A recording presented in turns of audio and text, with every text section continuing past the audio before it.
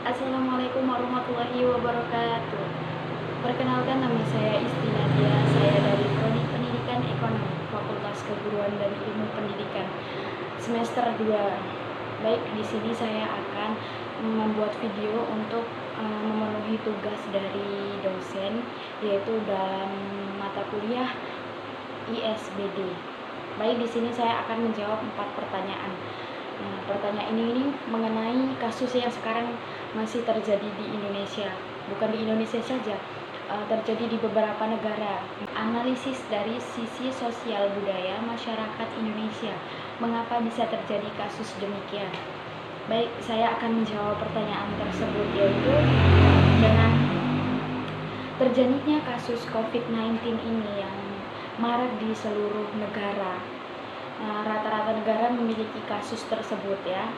Yang saya analisis yaitu kasus yang saat ini sedang terjadi di Indonesia membutuhkan kerjasama yang baik antara masyarakat dan pemerintah. Untuk menyelesaikan kasus ini, masyarakat harus mengikuti peraturan yang telah diberikan oleh pemerintah, seperti edaran-edaran yang kita untuk larangan, untuk kita social distance, untuk kita lockdown, itu kita harus melaksanakan, karena itu akan membuat jika kita terkena, kita akan bukan menyusahkan ya, kita akan seperti merugikan orang lain juga, karena kita bisa menulari mereka.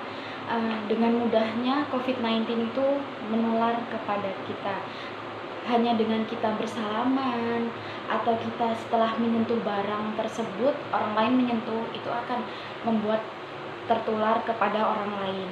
Oke. Nah, pengetahuan masyarakat juga tuh kurang kurang lengkap gitu ya. Karena apa? Sekarang itu ya, anak-anak sekolah, anak mahasiswa dari Fakultas Keguruan se-Indonesia, anak-anak sekolah se-Indonesia mau dari TK, SD, SMP, SMA, sekarang ini untuk diliburkan sekolah tatap muka, yaitu dengan sekolah daring atau online. Nah, pembelajaran daring atau online ini kita gunakan untuk agar mereka itu tidak bertemu orang-orang lain, maksudnya selain keluarga mereka, bertemu teman yang entah di rumah kan itu apa yang mereka laksanakan, terus bertemu mereka, ada yang salah satu dari mereka itu bukan pengidap ya, mereka itu tuh sudah ada di diri mereka itu COVID-19 tersebut. Jadi secara tidak langsung COVID-19 tersebut bisa tertular kepada kita. Jadi pengetahuan anak-anak sekarang yang diliburkan itu ya untuk libur, bukan karena untuk kita social distance, kita menjaga jarak antara orang lain. Makanya para pengurus sekolah-sekolah itu meliburkan mereka agar mereka itu berdiam diri di rumah tanpa keluar rumah. Keluar rumah itu hanya untuk keperluan yang sangat penting begitu. Ada orang tua malah yang membawa anaknya untuk berlibur, jalan-jalan, padahal kita tuh dihimbau agar menghindari tempat-tempat keramaian yang banyak orang, yang entah itu orang dari manapun kan kita tidak tahu.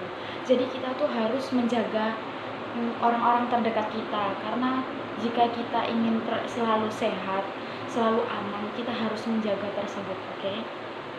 Baik, yang kedua saya akan menjawab dari pertanyaan yang kedua, yaitu apa edukasi yang tepat bagi masyarakat Indonesia terkait kasus ini. Nah, ada beberapa edukasi yang tepat untuk beberapa masyarakat, untuk masyarakat Indonesia, bukan beberapa ya, untuk masyarakat Indonesia. Ada 3 edukasi. Nah, yang pertama itu ketahui cara mengurangi resiko untuk mencegah penularan. Jadi kita tuh harus mengetahui bagaimana cara menguranginya agar kita tidak tertular dengan orang lain. Jadi salah satunya tadi, maka dari sekolah-sekolah atau perguruan tinggi itu untuk meliburkan siswa atau mahasiswanya itu agar mereka tidak bertemu orang-orang di luar sana, untuk menjaga jarak begitu. Nah, ada beberapa langkah untuk kebersihan yang bisa dilakukan mencegah COVID-19. Yang pertama itu kita sering cuci tangan ya, pakai sabun dan air mengalir minimal 20 detik, dan ingatkan anak, adik, saudara-saudara kita untuk mencuci tangan pakai sabun secara benar. Jadi cuci tangan itu jangan asal-asalan, walaupun kita baru keluar gitu ya, kita keluar cuci tangan, yaudah yang penting cuma cuci tangan doang. Jangan kayak gitu. Caranya cuci tangan yang benar selama 20 detik, dari jari-jari kita, sela-sela jari, terus di telapak tangan, semua itu kita cuci dengan bersih. Yang kedua, cuci tangan pakai sabun saat tiba di rumah, tempat kerja, atau sekolah. Jadi kalau kita udah nggak sekolah ya, jadi kita cukup kalau habis keluar atau cari makan, bagi anak kos atau anak rumah, kalau yang habis dari keluar terus mau masuk ke rumah itu cuci tangan dulu pakai sabun yang bersih. Terus habis dari toilet pun kita harus cuci tangan. Karena apa?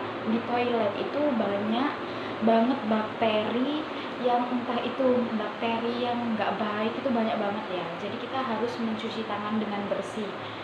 Nah, selanjutnya gunakan cairan pembersih tangan minimal 60% kandungan alkohol bila sabun dan air mengalir tidak ada. Jadi seperti hand sanitizer itu kan mengandung alkohol ya, jadi itu kan nggak pakai kita bilas atau kita cuci pakai air gitu kan.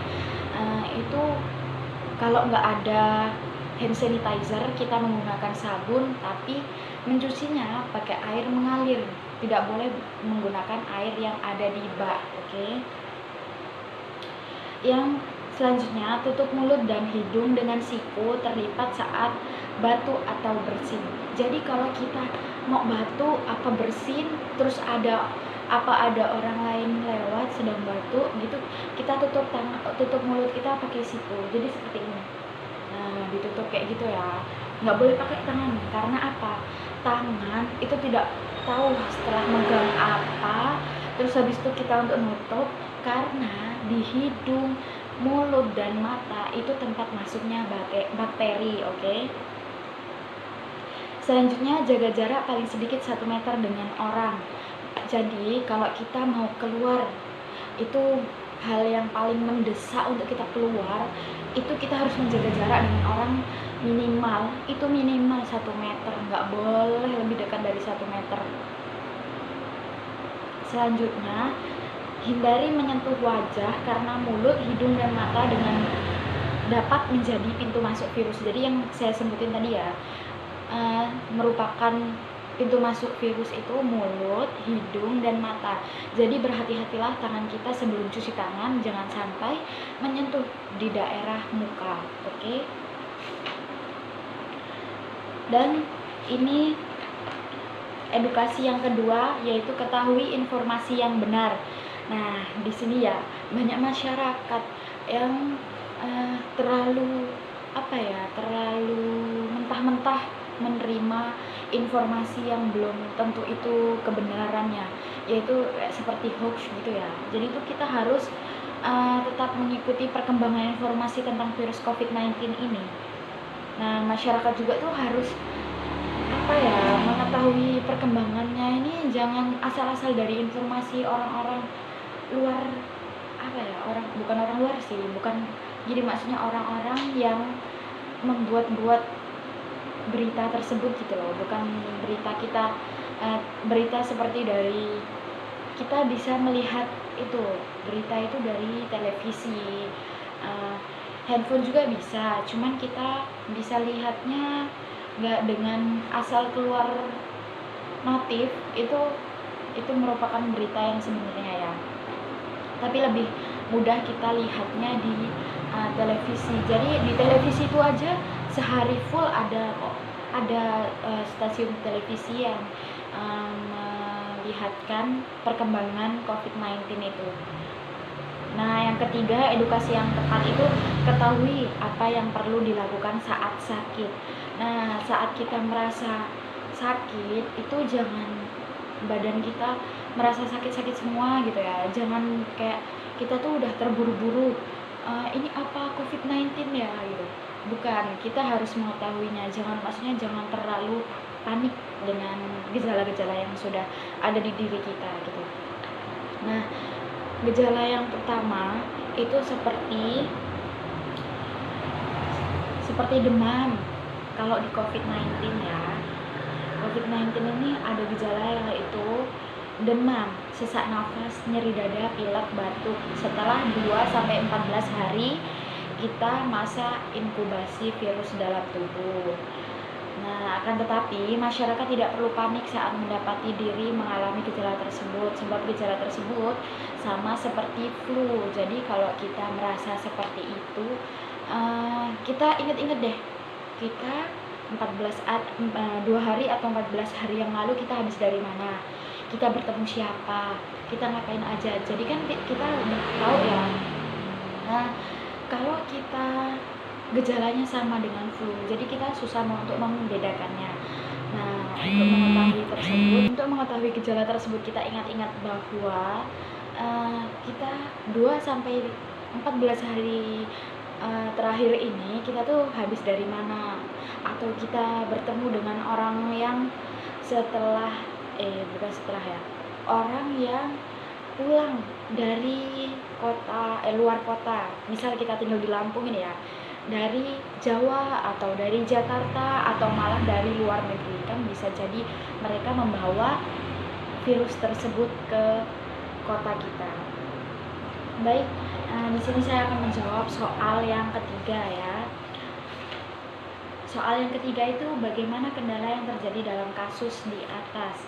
Nah, kendala-kendala yang terjadi dalam kasus COVID-19 itu ada 3 ya.